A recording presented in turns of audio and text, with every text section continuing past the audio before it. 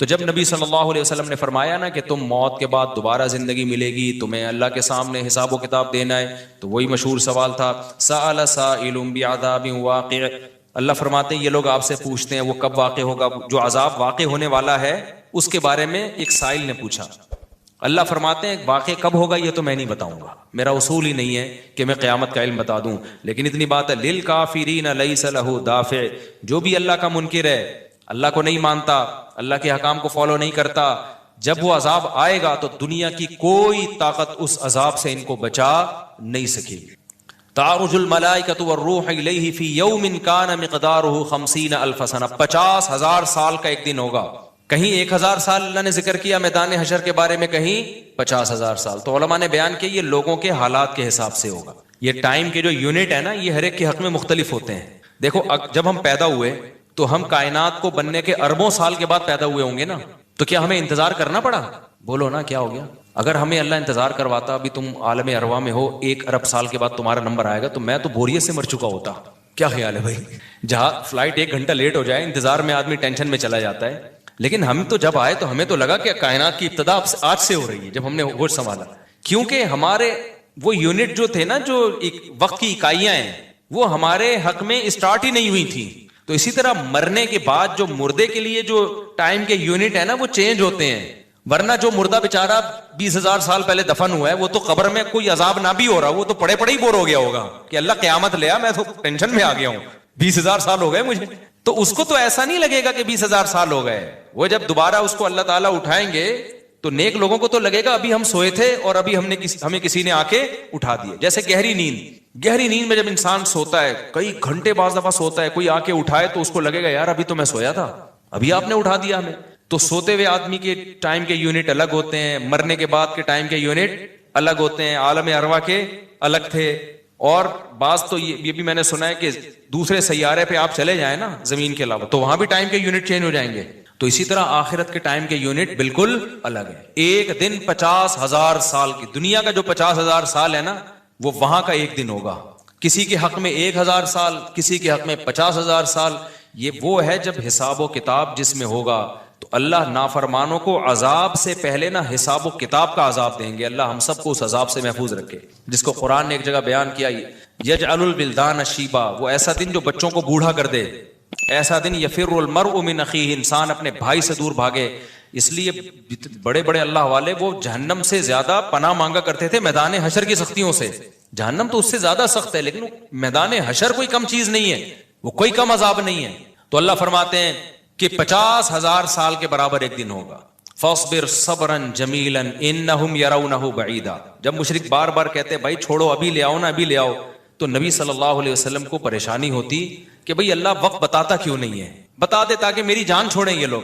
تو اللہ نے پیغمبر صلی اللہ علیہ وسلم کو تسلی دی فاصبر صبرا جمیلا، اے نبی آپ صبر جمیل کریں. صبر جمیل وہ صبر ہے جس میں ذرا بھی شکایت نہ ہو. انہم یرونہ بعیدا، اے نبی یہ لوگ سمجھتے ہیں اس کے آنے میں بہت ٹائم ہے، لاکھوں کروڑوں سال ہیں. ونراہ قریبا، جبکہ ہم دیکھ رہے ہیں بس آنے والی ہے. کیوں؟ جب آپ مر گئے نا، ابھی دیکھو ہو سکتا ہے 1,000 سال باقی ہوں قیامت آنے میں، ہو سکتا ہے 20,000 سال باقی ہوں، لیکن ہمارے مرنے کے بعد ہمیں نہیں لگے گا 20,000 سال. ہمیں تو ایسا لگے گا ابھی ہم مرے تھے اور اتنی جلدی اللہ نے قیامت قائم کر لی. تو ہمیں تو اپنی موت کے حساب سے چلنا ہے بھائی. ہمیں کیا پتا کہ ہمیں کیا کرنا ہے اس سے کہ 50,000 سال بعد قیامت آئے یا 1 کروڑ سال بعد آئے. جب ہم مر گئے تو ہماری قیامت واقع ہو گئی ہے، ٹائم کے یونٹ ہمارے حق میں چینج ہو جائیں گے. تو اس لیے اللہ کہتے ہیں انہم یرونہ بعیدا، اے نبی یہ سمجھتے ہیں بہت بعد میں آئے گی قیامت. ونراہ قریبا، ہم تو دیکھ رہے ہیں کب ہے، بالکل قریب ہے، کوئی زیادہ ٹائم نہیں ہے. یوم تکون السماء کالمہل، اللہ فرماتے ہیں جس دن آسمان تیل کی تلچھٹ کی طرح ہو جائے گا، ایسے پگھل جائے گا آسمان. اتنی بڑی تباہی آنے والی ہے اس کائنات پہ جس پہ ہم فخر کر رہے ہیں، اس یہاں کے شاپنگ سینٹروں پہ فخر کر رہے ہیں. میں بھی ایک پروگرام میں گیا نا اسلام آباد میں، بڑا زبردست پروگرام تھا، بڑے بڑے تاجر آئے ہوئے تھے، تھوڑا سا موٹیویٹ کرنا تھا لوگوں کو تاکہ پیسہ کمائیں. تو یہ تو اچھی بات ہے، اسلام تو آپ کو بزنس کا پیسہ کمانے کا حکم دیتا ہے تاکہ ہم بھکاری پن سے نکلیں. بھکاری پن کو تو پسند نہیں کیا گیا نا، ایک شخص بھیک مانگتا ہے نبی نے اس کو پسند نہیں کیا، تو پوری قوم پورا کنٹری بھکاری بن کے IMF کے سامنے کشکول لے کے کھڑا ہوا ہو تو ہمارے نبی اس کو پسند کریں گے کہ کوئی مسلمان قوم ہو اور قومی سطح پہ بھکاری بن چکی ہو. تو یہ علماء کی ذمہ داری ہے لوگوں کو پیسہ کمانے کی ترغیب دیں, بزنس کی طرف لے کر آئیں, یہ مذہبی ذمہ داری ہے. تو میرا اس میں کوئی کمیشن نہیں تھا, میں گیا, میں نے تقریر کی, لیکن ایک چیز کا مجھے اندازہ ہوا کہ یار ایک چیز یہاں پیدا ہو رہی ہے, پیسہ کمانے کے ساتھ پیسے کی محبت بھی آ رہی ہے.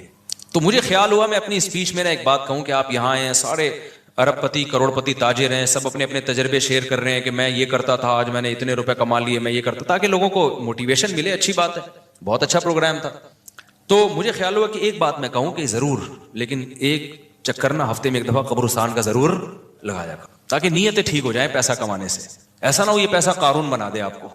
تو ایک دفعہ ایسا کیا کرو, جیسے یہ پروگرام ہو رہا ہے بڑا زبردست, لوگ آ رہے ہیں, ایوارڈ مل رہے ہیں, اور تو یہاں سے نکل کے, لیکن میں نے کہا نہیں, میں نے کہا یہ ان کے مینٹل لیول سے نا اوپر کی چیز, ہر چیز ہر جگہ کہنے کی نہیں ہوتی. یہ کہیں گے مفتی صاحب رنگ میں بھنگ ڈال کے چلے گئے, اچھا بلا ہم دیکھ رہے تھے اتنے کروڑ پتی لوگوں کو سن کے ہمیں بھی خواب آ رہے تھے, کل ہمارے پاس لینڈ کروزر ہوگی, 4 شادیاں ہوں گی, اب پیسہ ہوگا زبردست, یہاں جائیں گے وہاں جائیں گے. یہ مولوی نے آ کے یہاں بھی کیا کر دیا, قبرستان کی باتیں شروع کر دی. تو وہ مناسب نہیں تھا, لیکن دل چاہ رہا تھا کہ میں ان سے کہوں, اگلا پروگرام وہ بول دوں گا کہ بہت زبردست پیسہ کمائیں, ایک دفعہ جا کے قبر میں جو آپ سے پہلا کما کے چلے گئے ہیں نا پہلے کما کے, یہ یوٹیوبرز تو یہاں آ رہے ہیں, اپنا ایکسپیرینس شیئر کر رہے ہیں, میں ایسا کانٹینٹ بناتا ہوں اور میں ایسے محنت کرتا ہوں. اچھی بات ہے, مجھے بڑی خوشی ہو رہی تھی, تھوڑی سی امیدیں ہوئی کہ شاید پاکستان اب شاید اچھی سمت میں جانا شروع ہو جائے. تو مجھے ان پہ وہ کوئی نہیں, وہ تو بہت اچھا کر رہے تھے, بلکہ یہ تو ایک ظرف کے بڑے ہونے کی بات ہے کہ آپ بتائیں کہ میں نے پیسہ ایسا کمایا, ورنہ لوگ بتاتے کہاں ہیں. مجھے ان یوٹیوبرز میں خوشی ہو رہی تھی, وہ بتا رہے تھے ہم نے یہ کانٹینٹ بنایا, ہم نے ایسے چینل بنایا, اتنے پیسے کمائے. تو اچھی بات ہے, شیئر کرو یار, تاکہ لوگوں کی غربت ختم ہو, وہ بھی کریں یہ کام. لیکن ساتھ ساتھ ایک بات, یہ پیسہ آپ کو سلیمان علیہ السلام جیسا بھی بنا سکتا ہے, اور قارون اور فرعون جیسا بھی, ابو بکر عثمان جیسا بھی بنا سکتا ہے, اور ابو جہل جیسا بھی بنا سکتا ہے. کیا خیال ہے, یہ سارے پیسے والے لوگ تھے نا. تو آپ پیسہ کما کے سلیمان علیہ السلام جیسے شکر گزار بن جاؤ, عثمان ابن عفان جیسے غنی بن جاؤ, عبد الرحمن بن عوف جیسے بن جاؤ. اس کے لیے ضروری ہے کہ ہفتے میں ایک دفعہ قبرستان کا وزٹ اپنے خرچے پہ کر لیا کریں, اور ایسے ہی نہیں گزرتے ہوئے, وہاں جا کے کھڑے ہو کے قبروں پہ دیکھا کریں کہ میں جتنا بھی بڑا بن جاؤں, میرے یوٹیوب پہ چینل پہ 10 ملین بھی سبسکرائبر آ جائیں, لیٹنا میں نے کہا ہے تھوڑے دنوں میں جا کے بھائی اس قبر کے اندر. لہذا اس پیسے سے میں اس قبر کی تیاری کر لوں تو فائدہ ہے. اور اگر یہ لینڈ کروزر ہی میرا مقصد ہے, اور میرا مقصد عیاشی ہی ہے اور شو مارنا ہی ہے, تو بھائی پھر یہ تو قارون نے آپ سے زیادہ کما لیا. ان خزانوں کے ساتھ یہ زمین میں دھسا ہے. وہ سمجھتے ہو کہ نہیں سمجھتے ہو, تو تھوڑا سا کبھی کبھار جب بڑے بڑے پروگراموں میں جایا کرو, تو تھوڑا سا قبرستان میں, ہمیں تو اللہ نے سہولت دی ہے, بہت خطرناک قبرستان ہے یہ جو ہے نا, کیونکہ گورنمنٹ نے لائٹیں کہیں بھی نہیں لگائیں, تو یہاں تو 2-4 لائٹیں تھی, چرسیوں نے چوری کر لی. اب اندھیرا ہوتا ہے اس میں, اس سے بڑا فائدہ ہوتا ہے. اور جن بھوت بھی لوگوں کو نظر ہوتے نہیں ہیں جن یہاں پر, لیکن لوگوں کو نظر آ رہے ہوتے ہیں, ڈرے ہوئے جا رہے ہوتے ہیں نا. سرکٹا ایک دن نظر آیا کسی کو, بعد میں پتا چلا وہ کمبخت, وہ نہیں سویٹر نا یہاں تک اس نے کیا ہوا تھا, سر ہی نہیں تھا اس کو, سویٹر یوں کر کے نا قبرستان پہ بیٹھا رہتا تھا, لوگ بھاگ جاتے تھے, بس سرکٹا آیا ہوا یہاں پہ, ٹھیک ہے نا. تو آپ یہ جو ہمیں اللہ نے بڑی سہولت دی ہے, کبھی کبھار ایسا کیا کرو, یہاں چلے جاؤ. رات کے وقت جاؤ گے تو جیسے آپ نے انرجی اپنی خرچ کرنی ہے نا, تو کہتے ہیں ڈاکٹر 1 گھنٹے کی واکنگ سے 15 منٹ کی جاگنگ بہتر ہے. 15 منٹ کی جاگنگ میں اتنی انرجی لگ جائے گی جو 1 گھنٹے کی واکنگ میں نہیں ہوگی. تو دن میں قبرستان 100 دفعہ جانے سے بہتر ہے رات میں 2:30 بجے 1 دفعہ چلے جاؤ. بس رات میں 2:30 بجے 1 دفعہ چلے جاؤ, اور وہاں جا کے بیٹھو, بیٹا آنا کہاں ہے, یہی آنا. اور یہ جو لیٹے ہوئے ہیں نا, یہ سارے غریب نہیں تھے, ٹھیک ہے نا. ان میں بہت سارے کروڑ پتی تھے, ارب پتی تھے, 4 شادیوں والے بھی تھے, 1 والی بھی تھے, اور بچوں والے بھی تھے, بغیر بچوں والے بھی تھے, جوان بھی تھے, بڈھے بھی تھے, 30 سال کے بھی تھے, 15 سال کے بھی تھے, 6 مہینے کے بچے بھی تھے. کیا نظر آ رہے ہوں گے, خبریں جا کے دیکھو. کل ہوس اس طرح سے ترغیب دیتی تھی مجھے, وہ ایک شاعر نے بڑا شعر کہا ہے کہ مجھے ہوس جو ہے نا وہ ترغیب دیتی تھی. ہوس نہیں ہوتی پیسوں کی دولت کی کہ یہ سکندر ہے, وہ کہ جو ہے نا, مجھے پورا شعر یاد نہیں, 20 سال ہو گئے سنے ہوئے اس کو. اس کا خلاصہ بتا رہا ہوں کہ ہوس مجھے ترغیب دیتی تھی کہ بھائی پیسہ کماؤ, پھر یہ عیاشی اور اتنی عزت اور ایسا کچھ ہوگا, اور بڑے مزے ہوں گے نا, اور نائٹ کلب جائیں گے, شرابیں پیئیں گے, اور یہ کچھ کریں گے. کہہ رہے ہیں ایک دن کیا ہوا, مجھے جو ہے قبرستان سے میرا گزرنا ہوا, تو مجھے جو ہے نا میری ہوس نے جو ہے نا مجھے 2-4 قبریں دکھائیں, اور کہا یہ سکندر ہے, یہ دارا ہے, یہ کیکاؤس ہے. یہ سکندر اعظم کی قبر ہے, لاکھوں باندیاں تھیں اس کے پاس. آپ تو 2-4 گرل فرینڈ پہ فخر کر رہے ہو, گرل فرینڈ نہیں, لاکھوں باندیاں. گرل فرینڈ آپ کے ताबे नहीं होती, बांदी तो जैसे आप बोलोगे भाई, जो काम आप उसके जिम्मे लगाओगे वो भाग नहीं सकती, नौकर है आपकी। तो इतनी बड़ी बड़ी दुनिया इन्होंने रुए जमीन पे हुकूमतें की हैं। आज खबरों के अंदर ये दारा है, ये कैकाउस है, ये सिकंदर आजम है, बड़े बड़े बादशाहों की खबरें आपको नजर आएंगी पड़े हुए अंदर। अब नए जमाने में शेर को हम यूं चेंज कर देंगे, ये 10 मिलियन वाला है सब्सक्राइबर थे, ये 20 मिलियन वाला, ये 50 मिलियन वाला। एक एक क्लिप बाज ऐसे मशहूर हो जाते हैं, खुजा भी रहे होंगे ना, बस ये अपनी खुजाने की वीडियो डाल दें यूट्यूब पे, लाखों रुपए कमा लेते हैं बैठे बैठे। बाज ऐसे मशहूर हो गए, कुछ भी नहीं करे ना, बस वो कहे कि नाड़ा बांधते हुए दिखाते हैं, मैं नाड़ा बांध रहा हूं, मैं नाड़ा ऐसे टाइट करता हूं, ज़ारबंद ऐसे टाइट करता हूं। इतने मशहूर हो गए हैं वो, बस लोग देखना चाहते हैं। लोग पता नहीं क्या हो गया अभी। अल्लाह ही जाने। वकार ज़का ने कल एक बड़ी अच्छी वीडियो वायरल की है यूट्यूबर्स के बारे में, कि अब मैं वो यूट्यूबर्स की वो वीडियो पे जो उसने कमेंट्स किए वो तो नहीं बताऊंगा, क्योंकि उस पर वो उसका नाम लेना किसी का ठीक नहीं है। उसने कहा यार ये अजीब व्लॉगर अजीब टाइप के आ रहे हैं, कुछ भी कर लो, कुछ भी कर लो, मिलियंस, एक एक दिन में एक एक मिलियन उनके व्यूज हो जाते हैं। तो उन्होंने कहा ये इन व्लॉगर्स का कसूर नहीं, ये कौम का कसूर है। उसने बड़ी अच्छी बात की, उसने कहा ये कौम किधर को जा रही है भाई, वॉशरूम में बैठा हुआ बंदा दिखा रहा है, देखे आधा ऊपर वाला दिखा रहा है। मैं कहता हूं अगर वो नीचे वाला पोर्शन दिखा देना, यूट्यूब चैनल बंद कर देगा, बोलेगा भाई इतने सब्सक्राइबर इतना क्राउड हम बर्दाश्त नहीं कर सकते, डीमोनेटाइज कर देगा यार, कहेगा भाई ये हमारे बस में अब। तो लोगों की नेचर देखो यार, कुछ भी जो मशहूर हो जाते हैं, एक दफा मशहूर हो गए ना, बस अब कुछ भी करेंगे, गाली दे रहे हैं, वो वीडियो आ गई, खुजा रहे हैं, लोग देख रहे हैं कैसे खुजाते हैं ये, तो लोग अजीब है। बहरहाल जो हो रहा है मैं तो मार्केट में वही बताऊंगा ना आपको। तो अब जो सोशल मीडिया से वाबस्ता लोग हैं, जिनके टिकटॉक पे चैनल, यूट्यूब पे चैनल, उनके यहाँ कामयाबी क्या है, 4 मिलियन हो गए, 10 मिलियन हो गए, 50 मिलियन हो गए। वो कहे तू एक वीडियो इतनी मेहनत से बनाता है, 4 आदमी तुझे मिलते नहीं है, और मैं खुजाता भी हूं ना सर को, तो इतने व्यूज आ जाते हैं। तो कल ये शेयर चेंज होगा, ये सिकंदर है, ये दारा कब्रों में ना, तो कहेंगे ये 10 मिलियन वाला है, ये 20 मिलियन वाला, ये नाड़ा बांधते हुए एक दफा वीडियो डाली थी इसने और 20 मिलियन ऐसे हो गए थे। तो ये सब आएगा मार्केट में। तो इसलिए मेरा दिल चाहता है कि मैं इन लोगों से, मेरा उस प्रोग्राम में दिल चाह रहा था एक दफा बोलूं कि आप तमाम हजरात से गुजारिश है, बहुत अच्छा प्रोग्राम है, और अल्लाह करे और पैसा आए और ये लोग अपने तजर्बों को शेयर करें, लेकिन काइंडली थोड़ा सा कब्रिस्तान भी, हमारे नबी ने पैसा कमाने की तरगीब दी है, साथ साथ कब्रिस्तान जाने की भी तरगीब दी है। सही बुखारी की हदीस है, कुन्तु नहयतुकुम अन ज़ियारतिल क़ुबूरी फ़ज़ूरूहा फ़इन्नहा तुज़क्किरुल आखिरा। नबी ने फरमाया मैंने तुम्हें कब्रिस्तान जाने से मना किया था क्योंकि बिदअतें हो रही थी, शिर्क फैल रहा था, लेकिन अब तौहीद कायम हो गई है, शिर्क का खतरा खत्म हो गया। फरमाया फ़ज़ूरूहा, कब्रिस्तान जाया करो, क्योंकि इससे आखिरत याद रहती है, इंसान अपनी औकात में रहता है, अपनी औकात से बाहर निकलने की कोशिश नहीं करता। तो अल्लाह मियां भी फरमा रहे हैं तुम उसको बहुत दूर समझ रहे हो, हम समझ रहे हैं बहुत करीब है, और ये जितनी रंगीनियां इस कायनात की नजर आ रही है ना, ये सब टूट फूट के मिट्टी होने वाली है, बराबर होने वाली है। तो यौम तकूनुस समाउ कल मुहल व तकूनुल जिबालु कल अहन, इतने बड़े बड़े पहाड़ अल्लाह कहते हैं रुई की गालों की तरह उड़ेंगे। आप सब्सक्राइबर को लेके बैठे हुए हो, ये बड़े बड़े पहाड़ जो हिल नहीं सकते ना, ये रुई की गालों की तरह उड़ रहे होंगे। वह तकूनुल जिबालु कल अहन वला यसअलु हमीमुन हमीमा, जिगरी दोस्त भी किसी दोस्त को नहीं पूछेगा। तो अगले हफ्ते इंशाअल्लाह यहां से मैं आगे से शुरू करूंगा ताकि ये सूरत हमारी खत्म भी हो। अल्लाह ताला हमें मौत से पहले पहले ना तैयारी की तौफीक अता फरमा दे। दुनिया कमाओ जरूर भाई, इतना फ्री ना कराओ जितना हम दुनिया को फ्री करा रहे हैं, इतना कराओ जितना यहां पर रहना है। अल्लाह ताला समझने की अमल की तौफीक अता फरमाए। सुन्नतों के बाद इंशाअल्लाह नमाज के बाद ना तो थोड़ी देर सवाल जवाब का सिलसिला होगा, जो बैठना चाहें बैठ सकते हैं। मेरी उम्र 30 साल है, 1 साल पहले मैंने उम्रा भी किया। मैं अपनी पूरी ज़िंदगी में नमाज कुरान के करीब नहीं हुआ, लेकिन गुज़श्ता 5 माह से मैंने कोई नमाज नहीं छोड़ी। माशाअल्लाह माशाअल्लाह। क्या मुझे लाजमी अपनी पिछली फ़र्ज़ नमाजें अदा करनी होंगी? अरसलान साहब जी अदा करनी होंगी, लेकिन ऐसा ना हो कि पिछली के चक्कर में अब अगली भी छोड़ना शुरू कर दें, ज़्यादा टेंशन ले लें। फ़िलहाल आप अपने आप को इसका आदी बना दें, लेकिन 6 महीने से तो आदत पड़ गई है आपकी, 5 माह से माशाल्लाह नमाज नहीं छूटी, तो ज़्यादा टेंशन न लें इसकी। लेकिन ये कि शरीय मसला तो चेंज नहीं हो सकता, तो उसमें फजर के साथ 2 रकत फ़र्ज फजर के पढ़ लिए, ज़ोहर के साथ 4 पढ़ लिए, असर के साथ 4 और पढ़ लिए, मगरिब के साथ पिछली मगरिब के, इशा के साथ, और हमारे नज़दीक वितर भी चूँकि वाजिब हैं, नबी सल्लल्लाहु अलैहि वसल्लम की इस बारे में सही हदीस मौजूद हैं, तो वितर की भी क़ज़ा करनी चाहिए।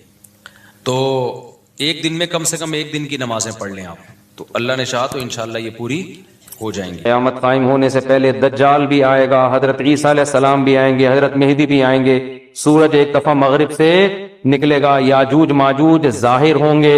कुछ क़यामत की अलामतें तो जाहिर हो चुकी हैं, حدیث میں آتا ہے عرض حجاز سے ایک آگ نکلے گی جو اونٹوں کی گردنوں کو روشن کر دے گی. یہ 7ویں صدی ہجری میں یہ آگ نکل چکی ہے. تقریباً محدثین کا اتفاق ہے 700 سال پہلے 7ویں صدی ہجری میں آگ نکلی تھی بہت بڑے پیمانے پر عرض حجاز میں. تو وہ تو ایک نشانی ہو چکی ہے. تو کچھ نشانیاں ہو چکی ہیں, زیادہ تر نشانیاں کیا ہیں باقی. ایک نشانی یہ تھی, حدیث میں آتا ہے کہ یہ جو عرب لوگ ہیں نا, جو اونٹوں کے چرواہے, بکریاں چرانے والے غریب غربا, یتطاولون فی البنیان, ایک دوسرے سے بڑھ چڑھ کے بلڈنگیں بنائیں گے. تو عرب میں جو اونٹ چرانے والے, جو ان میں جو کرپٹ لوگ ہوتے تھے, وہ تو حاجیوں کو لوٹ کے گزارا کرتے تھے. پاؤں میں چپل نہیں ہوتی تھی, حفاتن عراتن عالتن, حدیث میں آتے ہیں ننگے پاؤں ننگے سر لوگ, ننگے بدن لوگ. ایسا نوٹ چھاپیں گے, ایسا پیسہ آئے گا کہ بلڈنگوں پر بلڈنگ. تو یہ تو دبئی میں, آپ شارجہ میں دیکھ لو, اب سعودی عرب بھی بنا رہا ہے, ایک بڑا شہر آباد کر رہا ہے, اور برج خلیفہ اتنی بڑی بلڈنگ بنا دی کہ اس کو آدمی دیکھتا ہے تو ٹوپی سر سے گر جاتی ہے اس کی. تو یہ بھی قیامت کی علامت تھی جو پوری ہو چکی ہے. تو کچھ علامتیں تو پوری ہو چکی ہیں, لیکن بڑی بڑی بہت ساری علامتیں باقی ہیں. تو جن میں ایک بڑی علامت ہے, سب سے بڑی علامت دجال کا ظہور ہے, حضرت عیسیٰ کا آنا ہے, امام مہدی کا آنا ہے, یاجوج ماجوج کا نکلنا ہے, سورج کا مغرب سے نکلنا ہے. بات آ گئی ہے. تو ایک دلچسپ بات کیا ہے, آپ نے قیامت کی پہلی علامت بتائی کہ باندی اپنے آقا کو جنے گی. یعنی لونڈی اور غلام سے جو بچہ پیدا ہوگا وہ ماں کا بیٹا کم اور ماں کا باپ بولو زیادہ, ماں کا مولا اور ماں کا آقا زیادہ ہوگا. غلام کی مثال نہیں دی کیونکہ غلام مرد ہوتا ہے نا, اس پہ تصرف تھوڑا سا پھر بھی کم ہوتا ہے. یعنی وہ آپ کی ملکیت میں ہوتا ہے لیکن اس پہ کنٹرول کم ہوتا ہے کیونکہ آدمی ہے. جب عورت آپ کی ملکیت میں ہوتی ہے, لونڈی, اس پہ وہ تو کمزور ہے نا, اس پہ کیا ہوتا ہے آپ کا تصرف زیادہ. تو جو مکمل غلام اور باندی تھی وہ جب جنے گی جس نسل کو, تو ہونا تو یہ چاہیے تھا کہ جس نے جنا ہے اس کا مقام اونچا, لیکن جس کو جنے گی نا وہی اس پہ کیا کرے گا. یعنی ماں کا تو ایسا حق ہے نا, ماں کو تو ساری دنیا جانتی ہے نا کہ ماں نے کیسے گود میں پالا, کیسے جنا, اور لوگ ماں کے تانے دیتے ہیں نا. حضرت موسیٰ علیہ الصلوۃ والسلام نے جب حضرت ہارون کی داڑھی پکڑ کے کھینچی ہے نا, جب حضرت موسیٰ علیہ السلام کوہ طور پہ گئے تورات لینے, پیچھے بنی اسرائیل نے بچڑے کی عبادت شروع کر دی. ہارون علیہ السلام کو نگران بنا کے گئے تھے کہ ذرا ان کی حفاظت کرنا, بڑے نالائق لوگ ہیں, دائیں بائیں نہ ہو جائے. تو جب واپس آئے تو دیکھا کہ وہ کیا کر رہے ہیں, بچڑے کی عبادت. تو حضرت موسیٰ کو سب سے پہلے غصہ کس پر آیا, حضرت ہارون پر. اپنے بھائی کی داڑھی پکڑ کے کھینچی کہ ما منعک اذ رأیتہم ضلوا, یہ گمراہ ہو رہے تھے, آپ نے روکا کیوں نہیں. تو حضرت ہارون نے کیا کہا, باپ کا واسطہ نہیں دیا بلکہ ماں کا. لا یبن امہ, اے میری اماں کے بیٹے, اے میری ماں کے بیٹے, کیونکہ یہ رشتہ فوراً سمجھ میں آتا ہے. ماں کا واسطہ کیونکہ محبت کی علامت ہے نا. ابا تو ابا جو ہے نا وہ تربیت کے لیے اللہ نے بنایا, وہ محبت واپس زیادہ ابا سے امیدیں نہیں لگایا کریں. ابا کی ایک الگ ویلیو ہے, محبت بہت زیادہ کرتے ہیں ابا, لیکن وہ جتلاتے نہیں ہیں. وہ کہہ رہے ہیں تمیز سے زیادہ لاڈ پیار دکھاؤ گے نا ابا, یہ ہو گیا تمیز سے بیٹھ وہاں جا کے آرام سے, ٹھیک ہے نا. جو بات ہے ادب تمیز, ماؤں کو زیادہ ادب تمیز نہیں, ماؤں کو لاڈ چاہیے ہوتے ہیں. تو اس لیے ابا محبت تو بہت کرتے ہیں لیکن وہ آسانی سے سمجھ میں نہیں آتی کیونکہ تعظیم اس پہ غالب ہوتی ہے. اماں کی محبت 2 منٹ میں سمجھ میں آ جاتی ہے. تو جب بھی واسطہ دیا جاتا ہے کس کا, اماں کا. تو حضرت ہارون بھی واسطہ کس کا دے رہے ہیں کہ بھائی ایک ہی ماں کے ہم دونوں اولاد ہیں, آپ اتنی سختی تو نہ کریں نا, ماں کا واسطہ دے رہا ہوں آپ کو, یبن امہ, اے میری اماں کے بیٹے. تو ماں جو اتنا قریبی رشتہ ہے, جس کی محبت سب کو سمجھ میں آتی ہے, اس کو غلام بنا لینا تو یہ کھوپڑی میں آنے والی بات نہیں ہے. لیکن حدیث میں کیا آتا ہے, قرب قیامت میں بیٹا کیا ہوگا, ماں پہ حکومت کرے گا, بیٹا ماں پہ حکومت کرے گا. تو ہونا تو یہ چاہیے تھا کہ جو جنے, وہ جس کو آپ جن رہے ہیں وہ ایک قسم کی لونڈی غلام ہو, ماتحت ہو, لیکن الٹا حساب ہو رہا ہوگا. تو یہ بھی پتا چل رہا ہے کہ ادب مارکیٹ سے کیا ہونا شروع ہو جائے گا, شارٹ. مطلب حدیث کا یہی ہے کہ چھوٹے جو ہے نا وہ بڑوں کی جگہ ہو جائیں گے, اور بڑے, اور یہ خدا کی قسم آج اپنی آنکھوں سے میں دیکھ رہا ہوں, زیادہ تر لبرل لوگوں کے گھروں میں دیکھ رہا ہوں, دیندار گھروں میں کم. باپ اور ماں اپنے بچوں کو اسکولوں میں 15-20 ہزار روپے فیسیں دے کر بدتمیز بنا رہے ہیں باقاعدہ پیسوں کے ذریعے. یعنی اسکولوں میں پڑھا رہے, ماڈرن اسکول ہیں اور بہت ہی ماڈرن قسم کے اسکول جن میں مذہب نہیں ہے, بچہ انگلش میں بہت اچھی بول لیتا ہے, اور ٹھیک ٹھاک فیسیں دے کے کیا کر رہے ہیں, اپنی نافرمانی پیسے دے کے سکھا رہے ہیں. آج بھی میرے پاس ایک کیس آیا, کسی کو نہیں پتا چلے گا کس کی بات ہو رہی ہے. ایک صاحب نے کہا میں نے اپنی بچی کو ایڈمیشن کروایا, میں 20 ہزار روپے فیسیں دے رہا ہوں, اور وہ چرس پی رہی ہے. وہ پتہ نہیں کتنے کتنے لڑکوں سے دوستیاں لگا رہی ہے. تعلیم کو فوکس کرنے کے چکر میں تہذیب کا بیڑا غرق کر, یعنی گویا کہ پیسے دے کے باقاعدہ کیا کیا جا رہا ہے, اپنے بچوں کو خراب کیا جا رہا ہے. تو جنا بھی خود, احسان بھی خود کیا, اور نکلا کیا رزلٹ؟ وہی آپ پہ کیا کر رہا ہے حکومت, وہ آپ کی ایک بات ماننے کے لیے تیار نہیں ہے. تو یہ وہ دور ہے جس سے ہم گزر رہے ہیں. تو اس میں بھی ادب کی تلقین کی گئی ہے. جب کچھ اس طرح کے لوگ آتے ہیں نا میرے پاس, کہ باپ بیٹا بیٹھا ہوا ہوتا ہے اور باپ اپنے بیٹے کی شکایتیں کر رہا ہوتا ہے بڑے دھیمے لہجے میں کہ بچے کو غصہ نہ آ جائے, اور بیٹا جواب دے رہا ہوتا ہے بڑی اونچی آواز میں. یہ میں نے بہت دیکھ لیا ہے, بہت دیکھ لیا اپنی زندگی میں. اس سے مجھے فوراً وہ حدیث یاد آتی ہے کہ اس کو باپ ہونا چاہیے اور اس کو بیٹا. باپ کو یہ ڈر لگتا ہے کہ یار اب میری اولاد ہے, یار میں کوئی اونچی آواز سے وہ سخت ایک دم میٹر نہ گھوم جائے. دیکھو یہ اولاد کے نالائق ہونے کی علامت ہے کہ آپ نے اپنے باپ کو یہ اتھارٹی نہیں دی ہے کہ وہ آپ کو ڈانٹ سکے.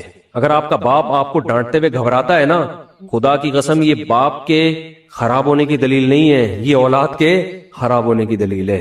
یہ اولاد کے خراب, وہ ڈر لگتا ہے اس کو کہ یار کچھ بول دوں تو ایسا نہ ہو ناراض ہو جائے. میں نہیں کہہ رہا اولاد پہ بیجا سختیاں کریں یا خام خام میں ڈانٹ ڈپٹ کرتے رہے, اس سے تو ڈپریشن کے مریض بنتے ہیں. ماں باپ ظلم بھی کرتے ہیں. اس پہ میں انشاءاللہ بیان کروں گا کہ میرا ارادہ, میں نے جو سینٹ میں بل پیش ہوا نا کہ ماں باپ کو اولاد پہ ہاتھ اٹھانے کی اجازت نہیں, شوہر کو بیوی کو ڈانٹنے کی اجازت نہیں, تو یہ بالکل خلاف ہے. لیکن اس کا ناجائز فائدہ بھی اٹھایا جاتا ہے. تو ماں باپ کو بلا وجہ اولاد پہ ہاتھ اٹھانا شرعن جائز. آج ایک صاحب بحث کرنے لگے کہ مجھے اجازت دی ہے شریعت نے کہ میں اپنے بچے کو تھپڑ مار سکتا ہوں. میں نے کہا آپ کو اجازت شریعت نے نہیں دی ہے کہ بلا وجہ آپ اپنے بچے پہ ہاتھ اٹھائیں, اور خاص طور پہ نابالغ پہ. نابالغ کے حقوق اسلام میں بہت زیادہ ہیں. ماں کو اجازت نہیں اپنا غصہ کسی اور پر ہے نکال کس پہ رہی ہے. میں نے ماؤں کو دیکھا ہے طبیعت خراب ہے, جھنجلا رہی ہے, بچے کو پکڑ کے طبیعت سے کوٹ دیا اس کو خوب جا. بعض بچے ماں کی چنگیز خان جیسی مائیں ہوتی ہیں, وہ بچے ٹھٹر ٹھٹر کے ان کی جو گروتھ ہے نا وہی رک جاتی ہے ان کی. اتنا سختی کا ماحول انہوں نے گھر میں دیکھا ہوتا ہے. تو یہ نہ باپ کے لیے جائز ہے اور نہ ماں کے لیے. تو اس میں علماء کے واقعات بھی سناؤں گا کہ اپنی اولاد کو مارنے سے پہلے کیا ان کے اصول تھے کہ ہم زیادتی نہ کر بیٹھے. خلق من الماء بشرا, اللہ کہتے ہیں تمہیں اللہ کی قدرت سمجھ میں نہیں آتی. ایک غلیظ پانی سے انسان کو بنایا میں نے, اس پانی کو دیکھو, اور بنا کے کیا فجعلہ نسبا وصہرا, اس کو 2 خاندان دے دیے, ددیال نلیال, اور بلوغت کے بعد ایک خاندان دے دیا سسرال. اتنی بڑی عزت دے دی اس کو, خاندانوں میں پیدا کیا. اس کی خوشی پہ ددیال نلیال بھی خوش ہوتا ہے, سسرال بھی خوش ہوتا ہے. اس کے رونے پہ ددیال نلیال بھی روتا ہے اور سسرال بھی روتا ہے. ایک پانی کو اتنی عزت آٹومیٹیکلی اب بولتی بند نہیں مل سکتی. لوگ کہتے ہیں نا بولو نہ بولا نہیں بولا کرو, آپ خود ہی بول لیا کرے میں بولو نہ نہیں بولا کرو, سینٹینس مکمل کر لیا کریں. ایک غلیظ پانی تھا, کوئی کہہ سکتا تھا ایک ایسے پروسیس سے اس کو بھی گزارا جائے گا, ایک ایسی مشین میں کہ یہ چودھری اور وڈیرا بنے گا, ٹھیک ہے نا, یہ سائنٹسٹ بنے گا, اور یہ ایک سیاستدان بنے گا, یہ ایک بڑا آدمی بنے گا, یہ ملینئرز بنے گا, بلینئرز بنے گا, اور پھر اس کا خاندان ہوگا. اس کو تنگ کرو گے, اس کا باپ بھی آئے گا, ماں بھی آئے گی لڑنے کے لیے, پورا پیچھے خاندان ہوگا, اس کے رونے پہ خاندان روئے گا. پھر اس کا ایک, اللہ نے تو ایک سسرال کا ذکر کیا, میں نے اس آیت کی قدر کرتے ہوئے میں نے کہا جب سسرال اتنی بڑی نعمت ہے تو 4 ہونے چاہیے. تو میرے اوپر یہ آیت اور زیادہ فٹ آ رہی ہے. کیا خیال ہے بھائی کہ هو الذی خلق من الماء بشرا, اللہ نے ایک غلیظ پانی سے انسان کو پیدا کیا اور اسے نسب بھی دیا, اور 4 عدد نسب ایک دیا, سسرال کتنے دے دیے. اس سے پتہ چلتا ہے, اس آیت سے پتہ چلتا ہے کہ خاندان ایک بہت بڑی نعمت ہے, اور نعمت جتنی زیادہ ہو اتنا اچھی ہوتی ہے. پیسہ نعمت ہے یا نہیں ہے؟ تو کبھی کوئی کہتا ہے زیادہ پیسہ ایکچولی میں خرچ کہاں کروں گا, ایکچولی مینیج کرنا مشکل ہے. ابے لے آ, بعد میں دیکھیں گے کیا مینیج کرنا ہے اس کو. تو اولاد بھی نعمت ہے. یہب لمن یشاء اناثا, اللہ کہتے ہیں گفٹ کرتا ہوں بیٹے بیٹیاں, آنے دے, آنے کے بعد کرنا ہے کہ کرنا کیا ان کا, آنے میں نہیں روکنا ان کو کہ گفٹ کم لینے, ہم نے گفٹ تو جتنے زیادہ آ جائیں, اس کے بعد پھر ان کا کرنا کیا ہے. تو بچے پیدا ہونے سے مت روکو, ہونے کے بعد پھر پلاننگ کرو. مسئلہ یہ نہیں ہے, بچے جو بگڑتے ہیں نا اس لیے نہیں کہ زیادہ ہے, اس لیے کہ پیدا ہونے کے بعد بھی نہیں سوچ رہے ہوتے ان کو بنانا کیا ہے ہم نے. وہ تو ایک بھی بگڑ جائے گا, پھر تمہارا بچہ پیدا ہوا تم قیامت تک سوچتے رہو گے کرنا کیا ہے اس کو, تو چور بن جائے گا, آٹومیٹیکلی ڈاکو بن جائے گا. تو جو بگڑنا ہوگا تو ایک بھی بگڑے گا. اگر پلاننگ کر کے پیدا کرنے میں پلاننگ نہیں کرو, پیدا تو اللہ کی طرف سے گفٹ ہے, جتنا ہو اچھا ہے, لیکن جو پیدا ہوتے جائے اسی وقت ان کو انسان کا بچہ بنانے کی فکر بولو کرتے چلے جاؤ کہ بگڑے نہیں ہے. ایسا نہیں چرسی میں بیٹھ رہا ہے, ایک بچہ بھی چرسی میں بیٹھے گا تو چرسی بنے گا, 18 بچے بھی اگر بھائی انسانوں میں بیٹھیں گے تو کیا بنیں گے, انسان کے بچے بنیں گے. فیملی پلاننگ والوں نے تو بچے ہی روک دیے نا. تو نسبا وصہرا, قرآن کہتا ہے سسرال والا بنایا, تو سسرال بھی جتنے زیادہ ہوں اتنے کیا ہیں اور نعمت ہے سسرال. آپ کسی, یہ تو مذاق کرتے رہتے ہیں, مذاق اڑاتے رہتے ہیں سسرال کا, دل بھی چاہتا ہے لیکن اب کیا کریں, مجبور ہے.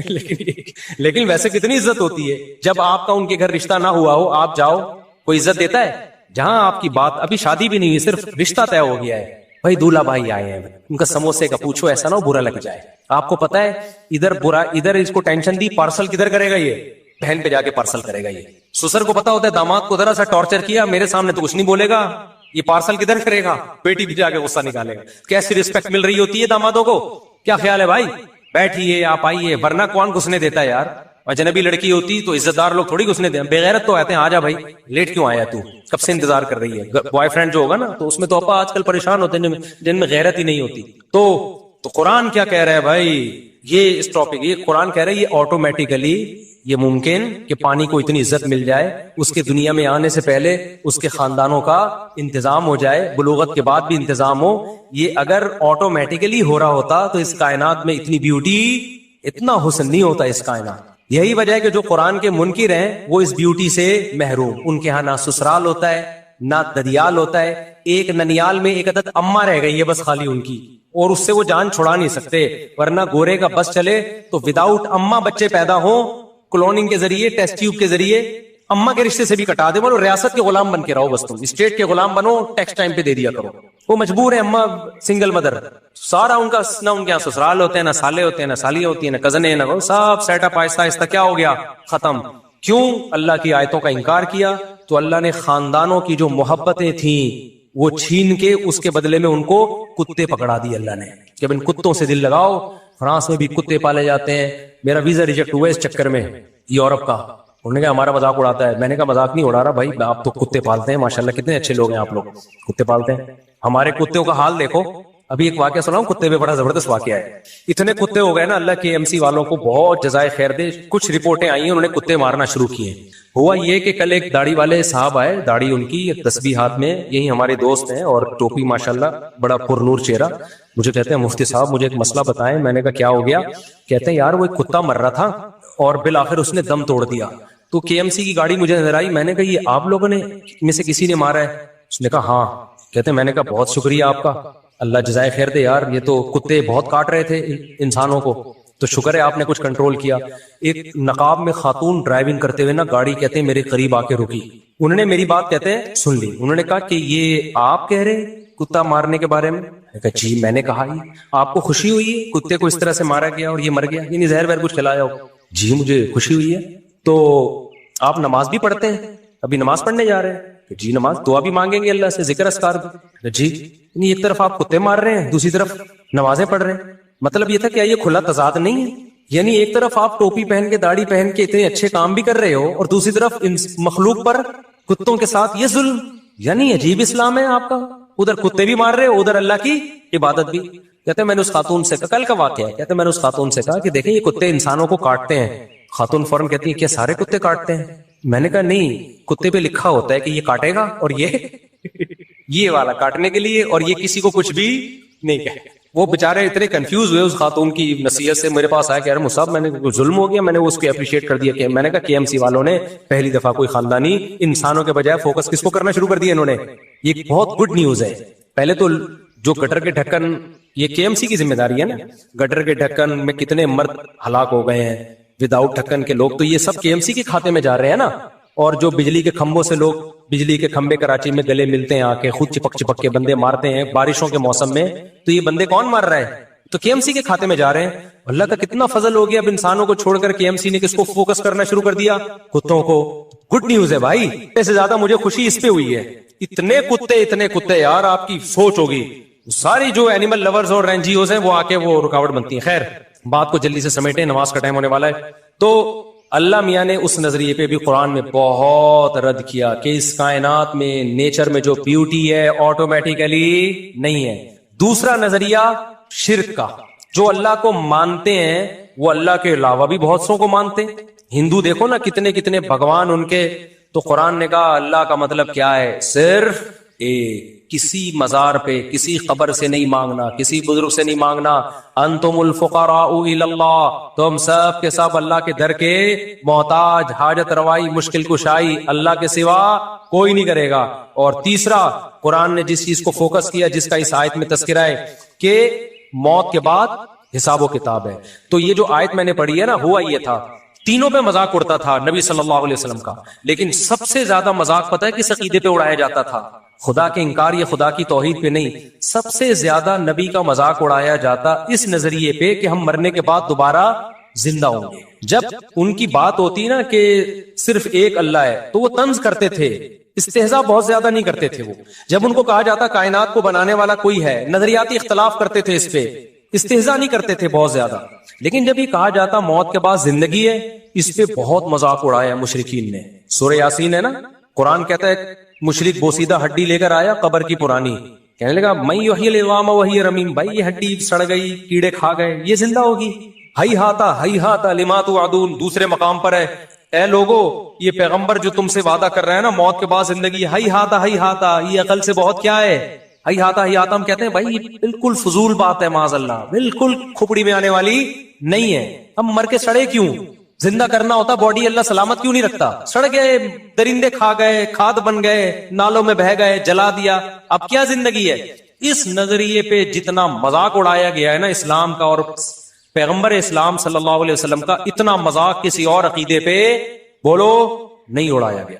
اس لیے قرآن اس کو بہت زیادہ فوکس کرتا ہے۔ قرآن کہتا ہے جو اس آسمانوں اور زمین کو اور اتنی خوبصورت کائنات کو پہلی مرتبہ بنا سکتا ہے، جو تم نے مان لیا کہ پہلی مرتبہ تو بنے ہیں نا، تو دوبارہ کیوں نہیں بنا سکتا بھائی؟ اللہ نے پھر مثالیں کیسی کیسی دی ہیں، اللہ ہم سے ہماری زبان میں مثالیں سمجھاتا ہے، جو مثالیں ہمارے کلچر میں رائج ہیں۔ اللہ کہتے ہیں بتاؤ کسی چیز کو پہلی دفعہ بنانا آسان ہے یا دوسری دفعہ؟ دوسری دفعہ آسان ہوتا ہے، تو جس نے پہلی دفعہ بنا لیا وہ دوبارہ کیوں نہیں بنا سکتا بھائی؟ منی سے انسان بنا دیا تو اس انسان کو مر کے دوبارہ کیوں نہیں بنا سکتا؟ ریپیئرنگ تو آسان ہے، فرسٹ ٹائم ایجاد کرنا۔